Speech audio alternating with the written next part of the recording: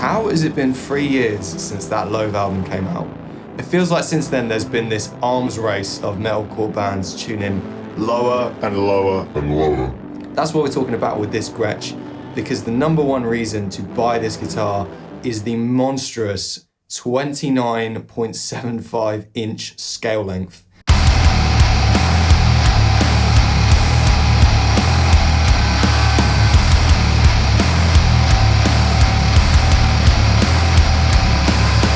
When Loathe dropped that album in 2020, the way people thought about extended range guitars really shifted in the kind of down-tuned metalcore scene. Those records are mostly tuned in some form of drop E, which is an entire octave below standard tuning. In other words, the low E string is the same pitch as you would find on a standard bass guitar. But to do that, you really need a purpose-built instrument. You start doing that on your standard Telecaster, and you are in for a world of pain. So the community started looking at what instruments were out there to fill the gap of the now discontinued Squier vintage modified baritone. That's the cheap mass production guitar you've probably seen on Reverb, going for about 3 or 4 times the original price. And there's 3 main guitars that I've seen bounded around a lot as an alternative. So you've got the Squier vintage modified bass 6, you've got the Sub-Zero Rogue 6, and you've got this one, the Gretsch Baritone 5260, whatever the hell it is. I don't know why people give Ibanez a hard time for their naming conventions when this thing has, I don't know, like 30 characters in it or something. I went for the Gretsch because I just love the way it looks, especially the metallic cherry finish. I just think it's incredible. But beyond the looks, the main reason you would pick this guitar is the scale length. This is a whopping 29.75 scale length. For contrast, that's about 3 inches longer than your standard baritone. So with the longer scale length, you can tune down lower, use lighter strings, but still keep good tension, and most importantly, intonate the guitar so that it stays in tune on the higher frets as well as the lower frets. And that's really the reason you would think about buying something like this. I've seen some comments online about people worried that this hasn't got the full 30-inch scale length that the Sub-Zero or the Squier do. But to put that into perspective, the difference between this and those guitars is about 1/3 the difference between a Telecaster and a Les Paul. So really in practice, it's an academic difference. You're not really going to notice it. After owning this thing for about a year, I would say that scale length is not a reason to avoid this guitar. Honestly, it's the main reason you would buy it, aside from the cool vintage 50s looks.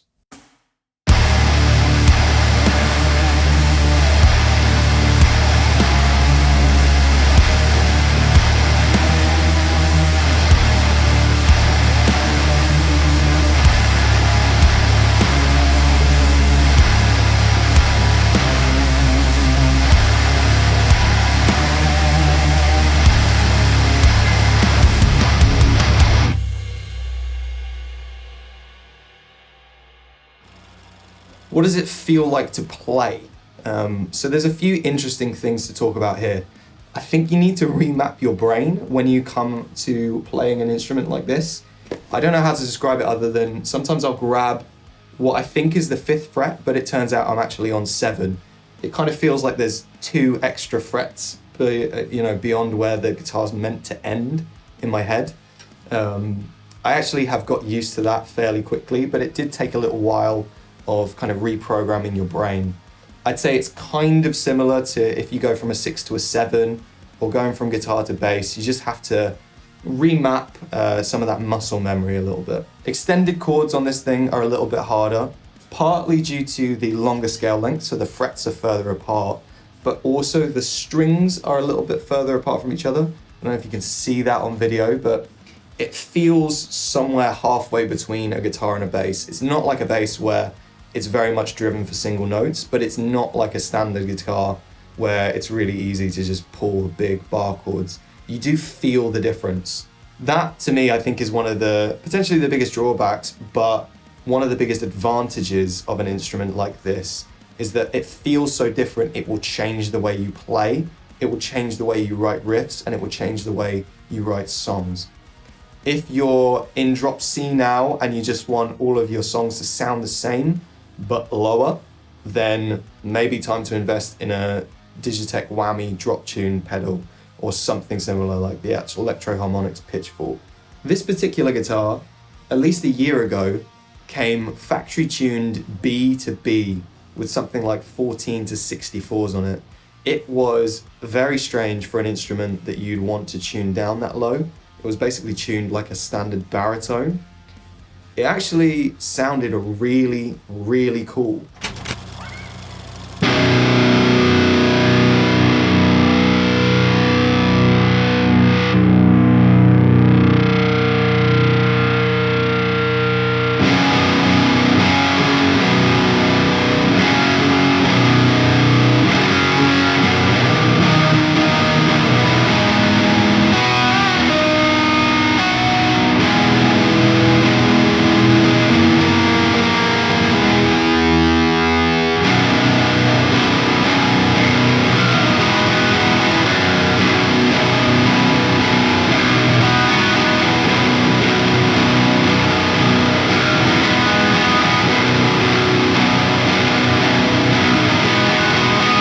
The trouble is, when you're doing a scale length like that with strings that thick, it's very, very difficult to play. I mean, they were tight.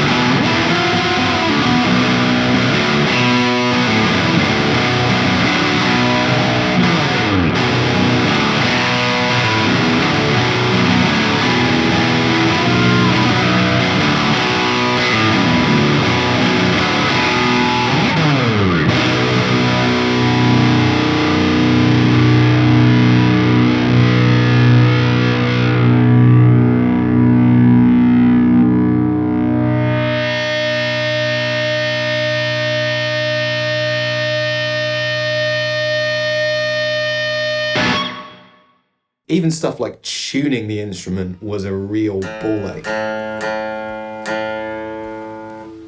What that means in practice though is if you want to play Loathe or Sleep Token or Thornhill or any other kind of super low tuned music that, let's be real, is probably the reason you're buying this guitar, you will have to change the string gauges and you will have to set up the instrument. For me, that's not a massive turn off because I'm very comfortable doing that.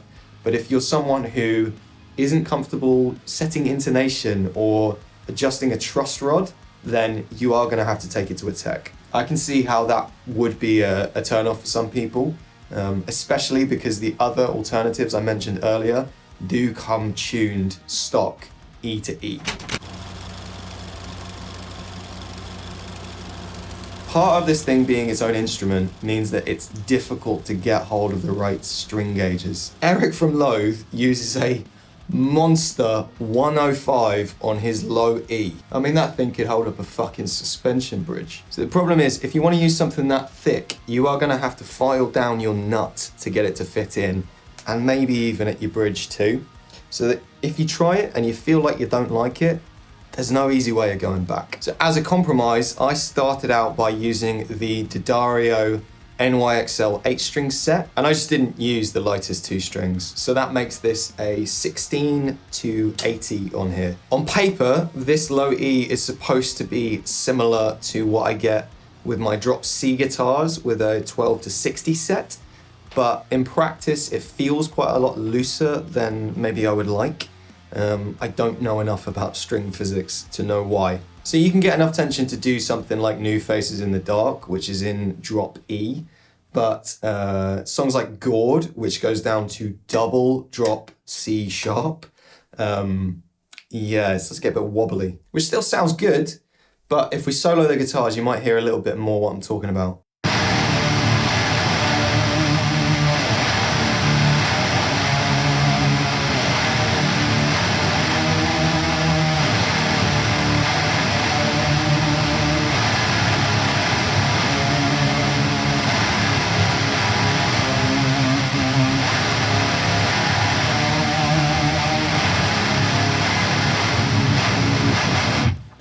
we could fill a whole video talking about string gauges on here, and maybe I will in like a year and a half. But for the time being, I think my advice would be to start lighter and decant your way up. It's much, much easier to do it that way around than it is to start thick and then try and go back. If you just want a straight recommendation based on what I'm doing, then yes, an 80 will intonate correctly on this thing in drop E. But I had to do the classic trick of changing the direction of the bridge saddle. All you have to do is unscrew it, pull it out, twist it around, screw it back in. If you don't know what you're doing, honestly, just take it to a tech. They will sort it for you. Which kind of brings us on to... I'm actually genuinely really impressed with the hardware on this thing. It's really high quality, feels really well made. I love the little details like the little Gretsch logo on the knobs. If you took my Squier Classic Vibe, which I just bonded with the neck on that thing, but actually it has new tuners, new pickups, new bridge, all new electronics, and strap buttons. You know, I'm not afraid to change hardware if I like the core guitar around it, but there is nothing on this guitar that I am really running out the door trying to change. That includes the pickups.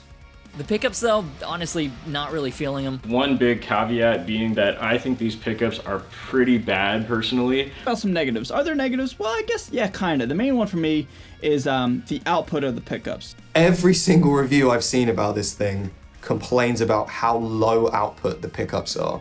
And yeah, they are super low output. I mean, compared to the little 59 in my Squier Classic Vibe, these are so much quieter, and that's like a vintage PAF style pickup.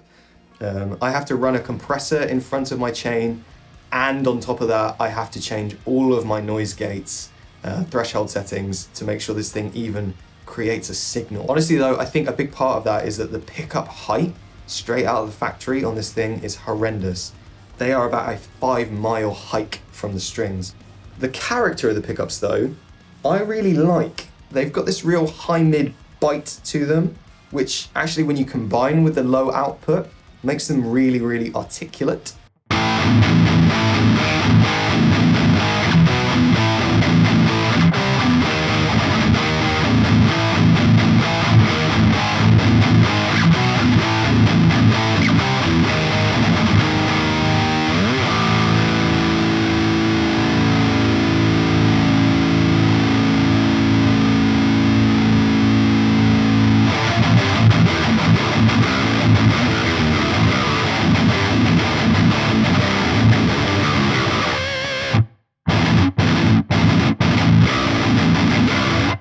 I suppose we better talk about clean tones. They're okay. I think the neck pickup being so far away from the strings and being so low output, it's got a real tendency to sound very dull. I haven't really used it in the year that I've bought the thing. So here's a really old clip.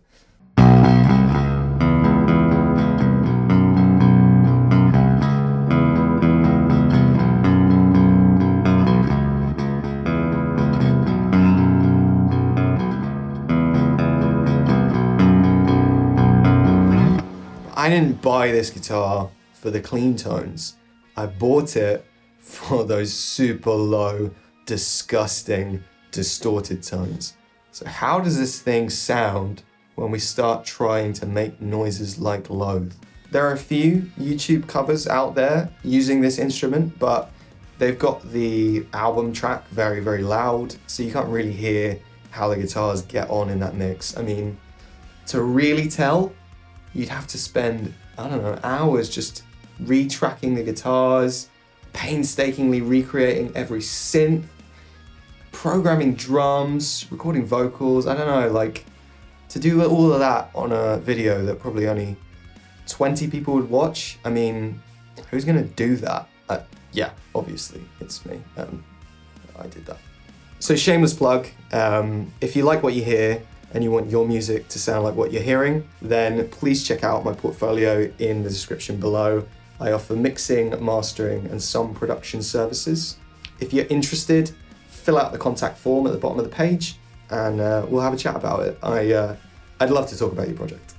So with that out of the way, let's hear what this thing is really capable of.